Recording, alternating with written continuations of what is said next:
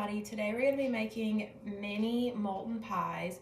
You're going to need Pillsbury mini pie crust, 3 eggs, 2 will go in the pie and 1 will go for brushing on top of it, half a cup of semi-sweet chocolate chips, 5 tablespoons of butter, and this will be melted, 3/4 a cup of granulated sugar, 1/4 a cup of unsweetened cocoa powder, a teaspoon of vanilla extract, 1/4 teaspoon of salt, and 1 teaspoon of instant coffee. First thing we're going to do is add our sugar and our eggs, and we're going to whisk this up, and once this is all whisked up, then we'll continue adding in our other ingredients.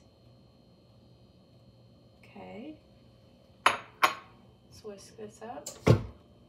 We whisked our egg and sugar. We're going to add in our cocoa powder, and we're also going to add in our teaspoon of coffee and our teaspoon of kosher salt. Now we're going to add in our teaspoon of instant coffee and our 1/4 teaspoon of kosher salt.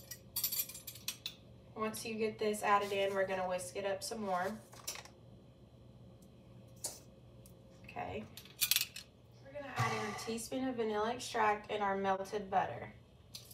There goes the vanilla. And here's our 5 tablespoons of butter.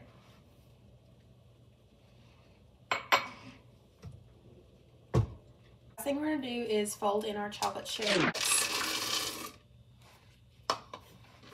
And just get these all mixed in.